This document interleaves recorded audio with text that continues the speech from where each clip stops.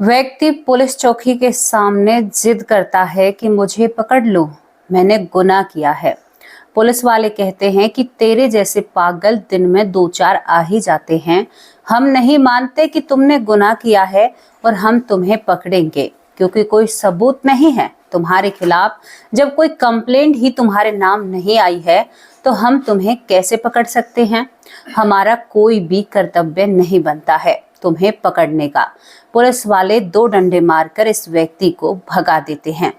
दोस्तों, इसके बाद ये व्यक्ति कुछ ऐसा करता है कि यहाँ पर गांव वालों की भी रूह कांप जाती है। और किस गुनाह के ऊपर ये अपने आप को अरेस्ट करने के लिए बोल रहा था, किस गुनाह के पीछे ये यहाँ पर सलाखों के पीछे जाना चाहता था, इस व्यक्ति का गांव में कोई भी नहीं होता है। आज की स्टोरी बहुत ही हैरान कर देने वाली है और सोचने पर मजबूर कर देने वाली है, क्योंकि मैं जो भी घटना लेकर आती हूँ ना, बहुत बारीकी से उस घटना के बारे में मैं खुद भी सोच सकती हूँ कि भाई कोई ऐसा कर सकता है या नहीं कर सकता। दोस्तों, क्यों एक व्यक्ति बार बार कानून का दरवाजा खटखटा रहा था और कानून उसके गुनाह को कबूल क्यों नहीं करने दे रही थी। क्या ऐसा गुनाह था कि जो उस व्यक्ति को जीते जी मार रहा था। उस व्यक्ति ने अपने शरीर के साथ खिलवाड़ किया। कहने वाले तो यहाँ तक कहते हैं कि उस व्यक्ति के शरीर में कीड़े पड़ जाते हैं, इस तरह की मृत्यु वो व्यक्ति पाता है। क्या ये पूरी कहानी थी, क्या ये घटना है? ये घटना आप लोगों को झंझोर कर रख देगी और आप लोगों को सोचने पर मजबूर कर देगी कि कभी कभी हमारा कर्म हमें सोने नहीं देता है। कभी आपने सुना है बुरा करने वाला हमेशा खुश और अच्छा रहता है? हम यही सुनते आए हैं, लेकिन क्या आपने कभी ऐसा सुना है कि हमारा बुरा कर्म हमें सोने ना दे, रात की नींद उड़ा दे हमारी? किस वजह से, कैसे हो सकता है? हम बुरा करने के बाद उसे ढकने और दाबने की कोशिश करते हैं। जिस तरह से एक जो बिल्ली होती है ना, मल करने के बाद उसे दाब देती है, उसी तरह से इंसान अपने बुरे कर्म करने के बाद उसे दाबने की कोशिश करता है, छुपाने की कोशिश करता है, लेकिन वो बैठा है। हमारे यहाँ पर तो कहा जाता है, नीली छतरी वाला बैठा हुआ है, सारे कर्मों को कुरेद देगा, चिंता मत कीजिए। लेकिन यहाँ पर इंसान खुद ही दुविधा में था। आज की स्टोरी बहुत रोचक है, सच कहूं या झूठ कहूं, लेकिन प्रेरणा तो इस घटना से बहुत बड़ी मिलती है। तो चलिए आपको इस कहानी को, इस घटना को बताते हैं। 1974 की बात होती है। एक जवान बग्गा पागल होता है। दोस्तों, इसका नाम बगलू, बगला और बग्गा, इस तरह के नाम बगलू इसे कहा जाता था। खासतौर पर गांव में बगलू इसे कहा जाता है। ये आजमगढ़ जिले की, यहाँ पर जो तमसा नदी है उसके पास ही के एक गांव में रहता है। अब इसका पूरा मामला क्या है वो जब बताऊंगी ना, तो आप अपने दांतों तले उंगली ना चबा लेना, तो मेरे ये कहना कि दीदी ने कुछ स्टोरी बताई है या नहीं बताई है। अब बगलू की कहानी पर ध्यान देते हैं।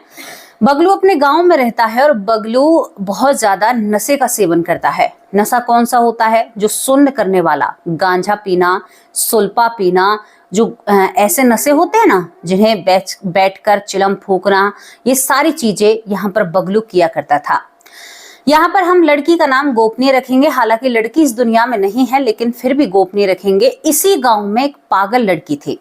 वो ऐसी पागल लड़की थी कि वो घर से बाहर निकल जाया करती थी और उसके घर वाले ढूंढा करते थे। दो दो रात के बाद वो अपने घर आया करती थी, लेकिन रहती थी गांव के आसपास ही। अब यहाँ पर क्या होता है कि जो ये बगलू होता है, यानी जो बग्गा बगलू होता है, बगलू एक मंदिर पर रहते हुए वहां पर चिलम फूका करता था और वहीं पर नशा, गांजा, सुल्फा सब चीजें कर कर वहीं पर पड़ा रहता है। और इसके ऐसे कर्म रहते हैं कि इसका भी कोई नहीं था उस गांव में। दोस्तों, जब इसका कोई भी उस गांव में नहीं होता है तो ये जो मंदिर था ये गांव से काफी बाहर होता है, यानी गांव से काफी बाहर होता है। तो जो पागल लड़की थी, जो करीबन 18 से 19 साल की होती है, 18 से 19 साल की पागल लड़की कभी कभी उस मंदिर में आ जाया करती थी। तो बगलू उस लड़की को भी देखा करता था और बहुत ही ज्यादा नशा किया करता था। मतलब इतना प्रबल नशा करता है कि कोई इसके मुकाबले का नहीं था। लोग इसे भी पागलों की ही नजरों से देखा करते थे। कभी इसके तन पर कपड़े रहा करते थे नशे में, कभी नहीं रहा करते थे। इसको मंदिर से भी बाहर निकाल दिया जाता है। मंदिर पर एक दो दुकानें, मतलब कुछ इस तरह की चीजें बनी हुई होती हैं जो खाली जगह नहीं होती है विश्राम के लिए, जिन्हें बनवा देते हैं, जो मंदिर के गर्भगृह से दूर होती हैं, या कुछ इस तरह की चीजें बनवा दी जाती हैं। अब यहाँ पर जो बगलू होता है उन्हीं में पड़ा रहता है दोस्तों, उन्हीं में पड़ा रहता है। तो एक दिन क्या होता है कि मौसम खराब होता है। मौसम खराब होता है तो मंदिर परिसर से बाहर ये जगह थी खाली, एक ऐसा कोठरा टाइप कुछ पड़ा हुआ था मंदिर के पास। तो यहाँ पर दोस्तों बग्गा पहले से ही उपस्थित था, यानी बगलू, और यहाँ पर वो लड़की भी आ जाती है। ये लड़की बिल्कुल पागल थी और बगलू ने फुल नशा कर रखा था, यानी फुल वो नशे का आदी था। और उसने आज खींचकर गांजा सुट्टा मारा था। और गांजे का नशा बताते हैं, मुझे तो नहीं पता, लेकिन कहते हैं कि सुन्न करने वाला नशा होता है, वो दिमाग को सुन्न कर देता है। दोस्तों बारिश होने लगती है, सच्ची घटना है, बताने में बहुत ही बल पड़ रहा है, बताने का मन नहीं है, लेकिन एक सीख भरी घटना है, इसमें बहुत सारी बातें छुपी हुई हैं। ये घटना भी हमें किसी ने लिखकर भेजी है और उन्हों की ही घटना हम आप लोगों के सामने प्रस्तुत कर रहे हैं। मैं उनका नाम भी नहीं बताना चाहती क्योंकि घटना है ही कुछ ऐसी। अब यहाँ पर मैंने गांव का नाम भी इसी वजह से नहीं लिया है क्योंकि ये घटना बहुत शर्मसार कर देने वाली है। यहाँ पर क्या होता है कि जो बग्गू होता है, बग्गू भी उसी कमरे में होता है और ये पागल लड़की यहीं पर आ जाती है। यहीं पर आने के बाद ये पागल लड़की होती है और वो नशे में चूर होता है। दोस्तों जो अनहोनी नहीं होनी थी वो इन दोनों ने करा, वो गलत और गंदी हरकतों को अंजाम दिया, वो भी भगवान के पास और समीप होते हुए। यहाँ पर सुबह होती है तो इस लड़की के तन पर एक भी कपड़ा नहीं होता है। बग्गू होश हवास में आता है और इस लड़की को कपड़े पहनाता है। कपड़े पहनाने के बाद बग्गू यहाँ से भाग जाता है। इतनी तेज दौड़ लगाता है क्योंकि बग्गू भले ही नशे का आदी था लेकिन वो बेटियों की और बहनों की इज्जत करता था, लेकिन उससे नशे में क्या हुआ था ये उसे भी अनुभव या एहसास नहीं था। दिन रात जो मंदिर के पास में या भगवानों के पास में रहता है उसे अपने ऊपर बहुत शर्मिंदगी महसूस होती है। इतनी ज्यादा शर्मिंदगी महसूस होती है कि वो भागता ही रहता है खेतों की तरफ कि मुझसे ही क्या हो गया। ये बात गांव में किसी को पता नहीं थी। दोस्तों यहाँ पर जो बग्गू होता है खेतों पर पहुंच जाता है। खेतों पर पहुंचने के साथ साथ बग्गू बहुत ही ज्यादा शर्मिंदगी में होता है और बग्गू अब घबराने लगता है, उसे पसीने आने लगते हैं और उसे ललक लगती है यहाँ पर चिलम फूकने की, और वो कैसे जाए भगवान के सामने। वहां पर पानी चल रहा था, वो अपने आप को स्नान कराता है, जो तमसा नदी है उसमें स्नान करने के बाद वो काफी देर तक बैठा रहता है, अपने आप को संभालने की कोशिश करता है, अपने आप को इस दुनिया से दूर भेजने की भी कोशिश करता है क्योंकि वो घबरा चुका था कि मैंने क्या गलती कर दी, मैंने कौन सा पाप कर दिया, ये पाप तो बहुत बुरा है, मुझे क्या इस पाप की सजा मिलेगी और मैं कैसे रहूंगा। दोस्तों वो पेड़ पर चढ़कर 2 गमछे एक वहां पर पड़ा हुआ होता है और यहाँ पर कुछ इस तरह का वो करता है, जब उससे वो अपने गले में उसको लपेटता है, लेकिन वो गरे हुए कपड़े थे, नदी के किनारे पड़े हुए थे। कब के पड़े हुए थे तो वो गिर जाता है। गिरने के साथ वो तमसा नदी की तरफ मुंह कर कर चीख चीख कर रोने लगता है, माँ मुझे माफ कर दो, ये मेरी गलती है नहीं, ये मेरा गुनाह है, ये मेरा पाप है, मैं इस पाप से कैसे निकलूंगा, मैंने ऐसा कैसे कर दिया। वो पागल लड़की थी, उसे कोई भी इस बात का पश्चाताप नहीं था, लेकिन वो पागल लड़की अब बग्गू को देखकर मुस्कुराया करती थी। और बग्गू अब गांव में जब आ जाता है तो उस लड़की से बहुत दूरी बना लेता है, बहुत दूरी बना लेता है और अपने आप को हमेशा खत्म करने की कोशिश करता है, अपने आप को इस दुनिया से दूर भेजने की कोशिश करता है। दोस्तों बग्गा ने बहुत बुरा किया अपने साथ। बग्गा सोता है, खुद ही बताता है, सोता है, सोने के बाद बग्गा को सपना आता है और वो यमदूतों के पास गया है, यमराज के पास गया है। वहां पर उसको मतलब बताया जा रहा है कि तुमने कितना बुरा किया है। अब वो सोने की बात बता रहा था, लेकिन उसके बाद उसने नशे को हाथ तक नहीं लगाया। जब से उससे गलती हुई उसने नशा छोड़ दिया कि इस नशे के कारण ऐसा हुआ है।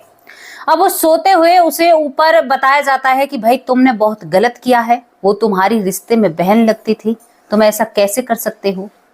दोस्तों यहाँ पर ये जो बग्गू होता है ये वहां पर जब नीची गर्दन करके खड़ा हो जाता है तो आदेश दिए जाते हैं यमराज के जरिए कि इसका जो प्राइवेट पार्ट है इसको इससे अलग कर दिया जाए, इसकी सजा ये है।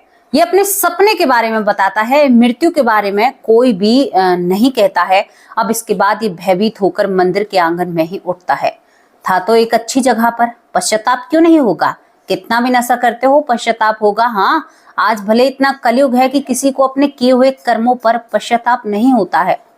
इसके बाद मैं आपको क्या बताऊं, जो बग्गू होता है, बग्गू बहुत करीबन 10 दिन के कष्ट को सहन कर कर वो पागल लड़की बग्गू की तरफ अजीब तरह से देखा करती, तो बग्गू अपने आप को पुलिस के सामने पेश कर देता है।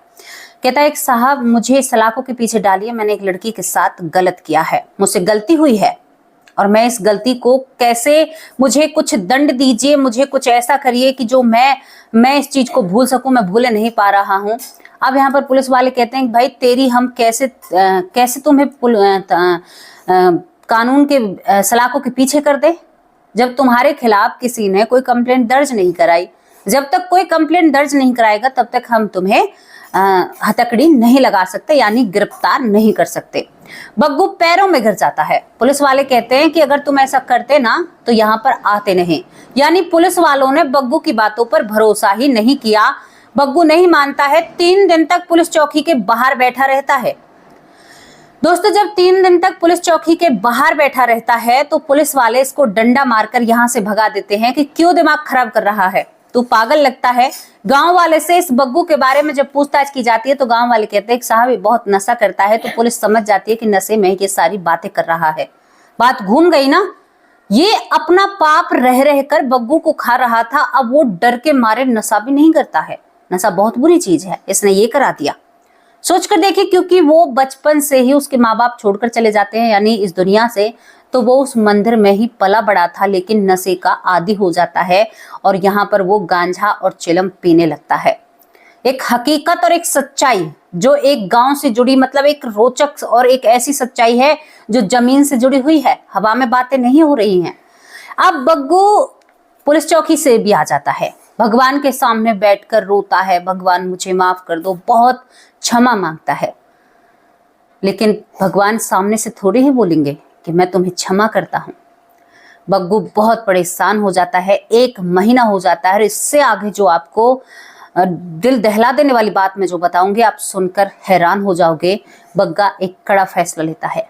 दोस्तों, बग्गू एक चाकू का इंतजाम करता है और उससे उसका जो प्राइवेट अंग होता है, पार्ट होता है, उसको अपने शरीर से दूर कर देता है। दोस्तों, उसने उस सपने की बात को पूरा किया कि जो सजा मुझे ऊपर मिलेगी वो सजा यहीं पर मिल जाएगी। गांव वाले देखकर घबरा जाते हैं।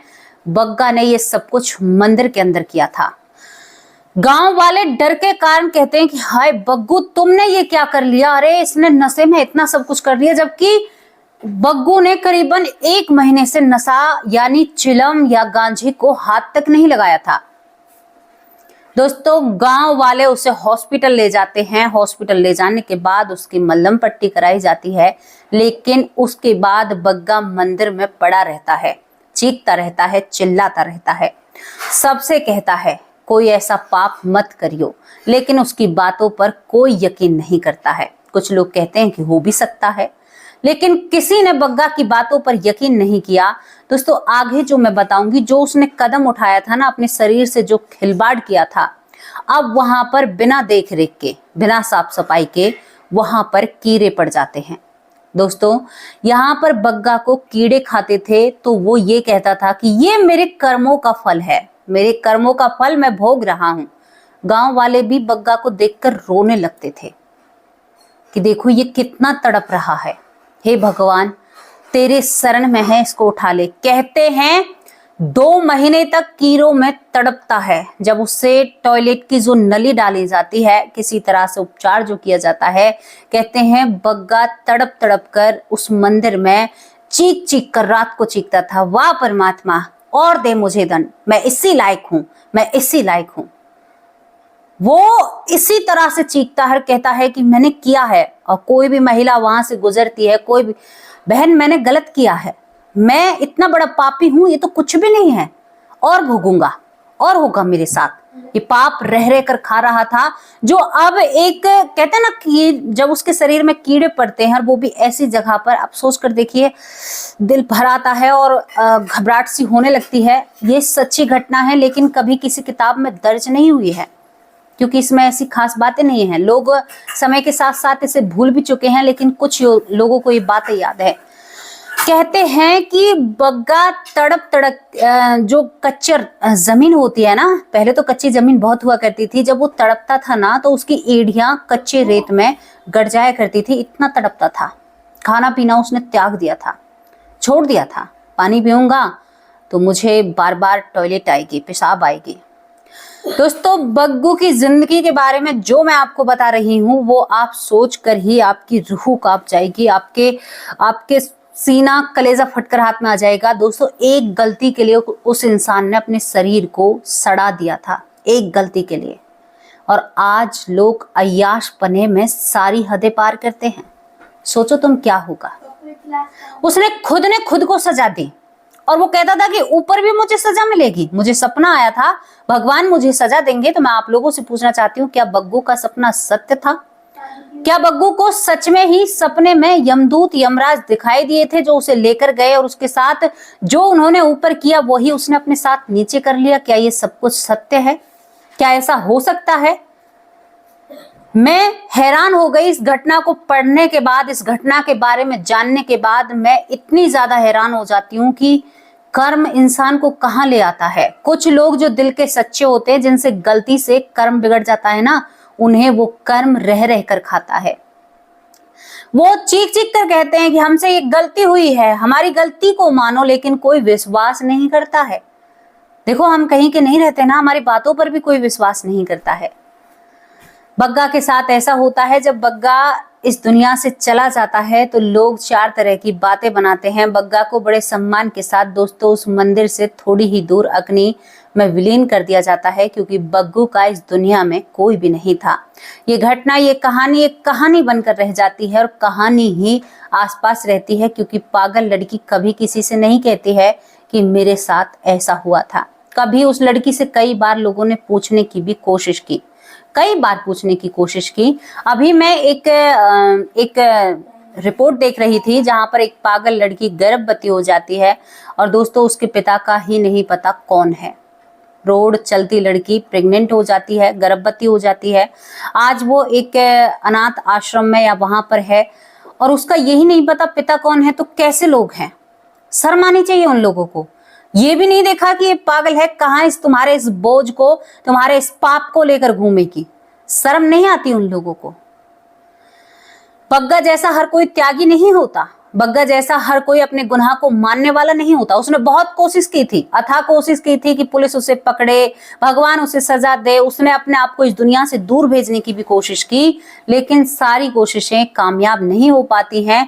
अंत के दर्जे वो अपने शरीर को कीड़ों से खिलाता है और बड़ा हंसता था जब उसे कीड़े खाया करते थे। तो कराहने की बजाय वो कहता था, लो भाई तुम्हारा कर्ज है, मैं इसी लायक हूँ, इसे खाओ, मुझे निपटाओ। ये देह बहुत बेकार है, इस देह ने मुझसे बहुत बड़ा पाप करा दिया। या तो वो बहुत ही हद से ज्यादा अच्छा था या वो सच में ही पागल था। अब दो ही बातों में उनसे बात की जा सकती है। बग्गा जिसकी कहानी को सुनाते हुए थोड़ा सा दुख मुझे भी हो रहा है। मुझे भी हो रहा है कि इंसान सच में ही, एक तो उसकी गलती बहुत बड़ी थी, क्योंकि देखो जिसकी मानसिक हालत ठीक नहीं होती वो इंसान का संतुलन बिल्कुल ही बिगड़ा हुआ रहता है। उसके साथ ऐसी गतिविधियों को अंजाम देना, ऐसी हरकतें करना महापाप की श्रेणी में आता है।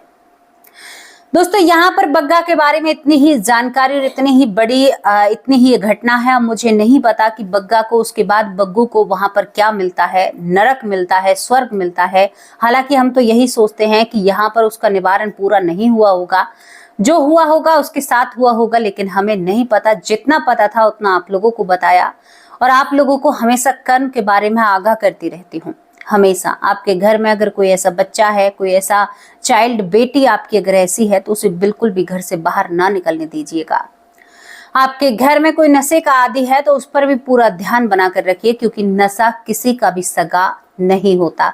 नशा इंसान के दिमाग के संतुलन को बदल देता है। एक पागल इंसान में और एक नशे करने वाले इंसान में कोई फर्क नहीं होता, बिल्कुल भी। दोनों एक समान माने जाते हैं।